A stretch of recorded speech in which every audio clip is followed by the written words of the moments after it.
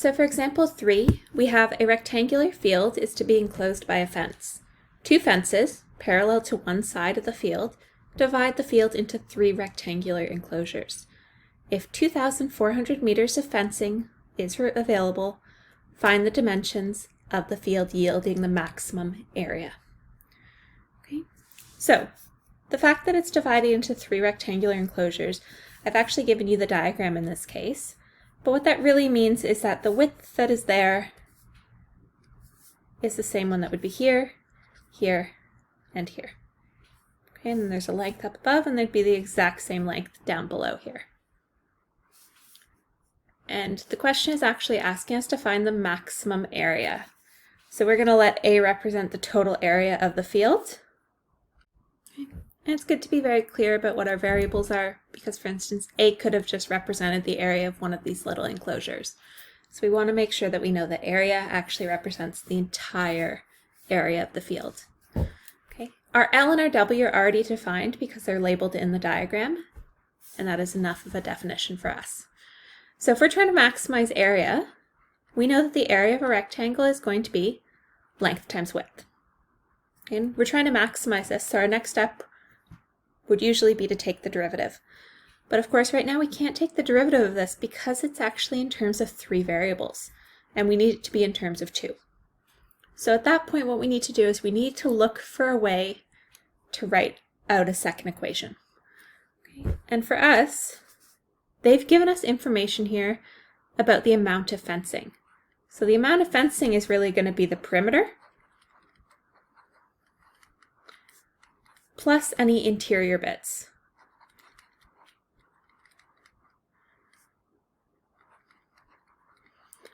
Okay.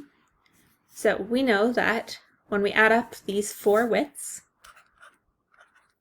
and the 2 lengths, that altogether it's going to equal the 2,400 meters. Okay, we know that we'd be using all of it because we're trying to create a maximum space, so we wouldn't leave any bits of fencing unused.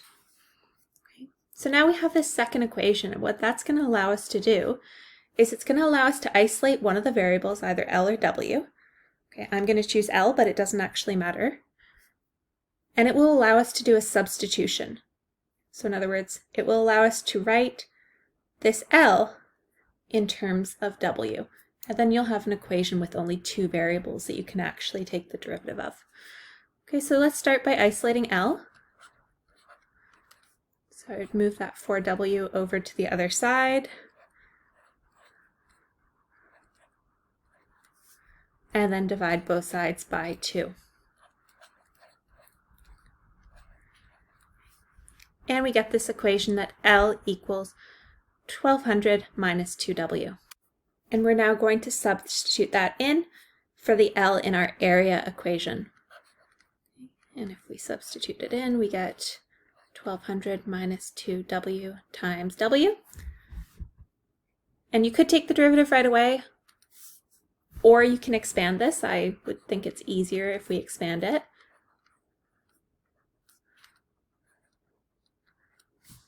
And we end up with actually a quadratic. So we automatically know that this is going to be a maximum because it's a quadratic that opens down. So that's our little verification step. We can do it right now as opposed to waiting to the end. And now we can actually take the derivative, now that we know for sure it's going to be a maximum. So taking the derivative of this, we get 1200 minus 4W. We are going to set the derivative equal to 0 to find out where it has its max and min points.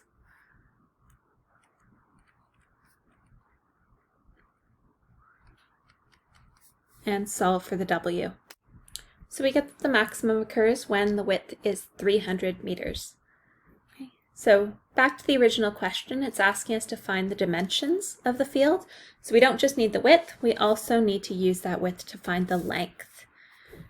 So we are going to go back to this equation right here. I'll label it equation 2. And we are going to sub W equals 300 into that second equation that we created. And that will allow us to calculate the length.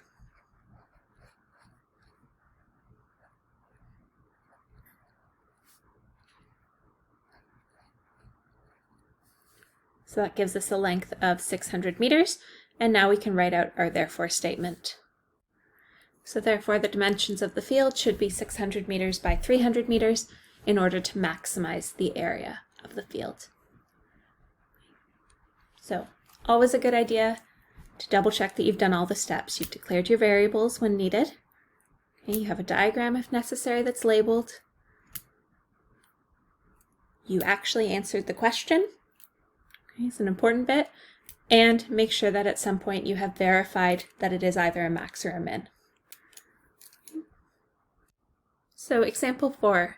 A box with an open top is to be constructed by a square 3 meter by 3 meter piece of cardboard by cutting out the square corners and bending up the sides.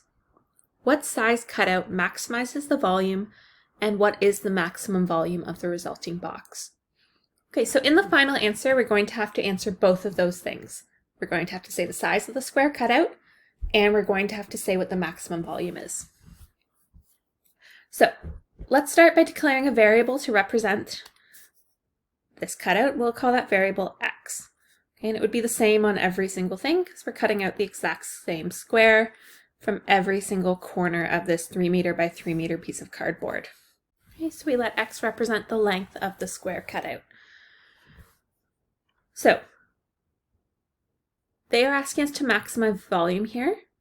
So we are going to want to create an expression for volume.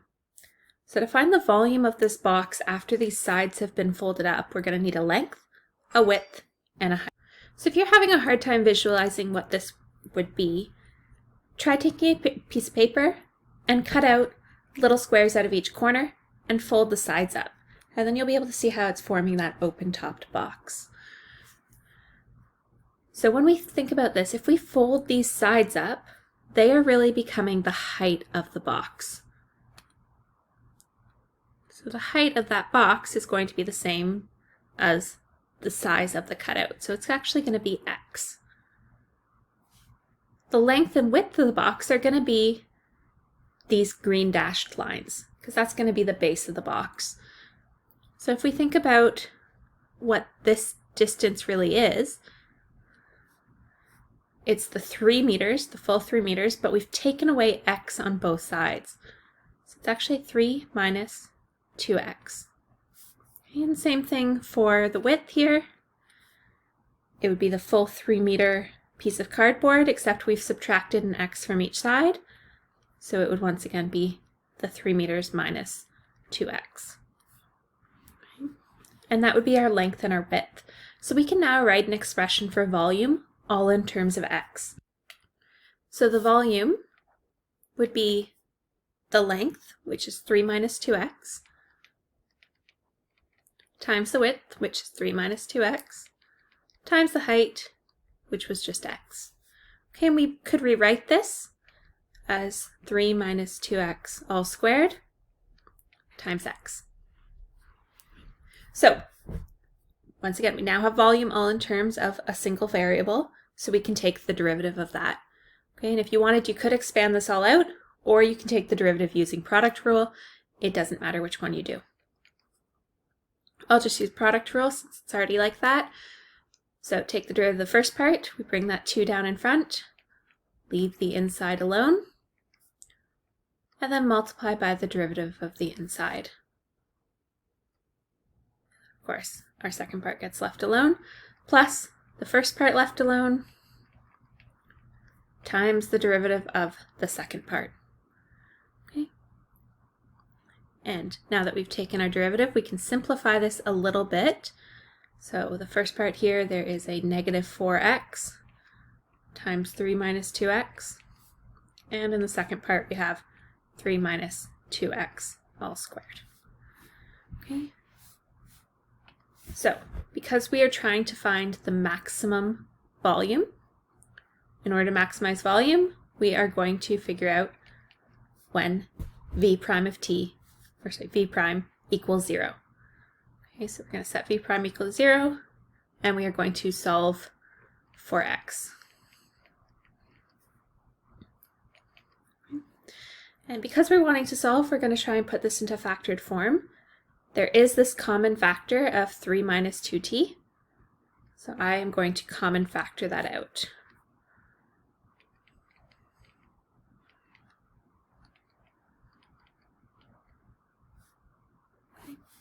And we can simplify that a little bit. 3 minus 2x. And then here we have a negative 6x plus 3. Okay. So we can now solve each of these.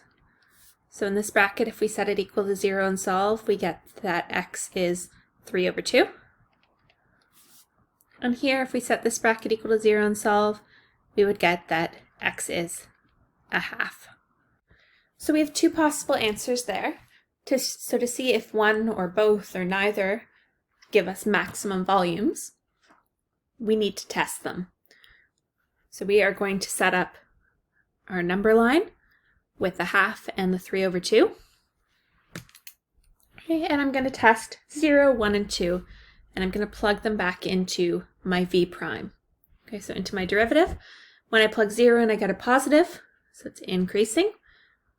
When I plug the 1 in, I get negative for my first derivative, so it's decreasing. Okay, that means that a half is going to be a max point, and you do still need to finish. When you plug a 2 into your derivative, you get positive, which means that the 3 over 2 is actually a minimum point. So we're not going to be interested in that 3 over 2 because we don't want to minimize volume. We want to maximize it. So that means that the cutout that would give us a maximized volume would be 1/2. And now we still need to find what that volume actually is. So I'm going to go back to my volume formula and I'm going to evaluate it when x is 1/2.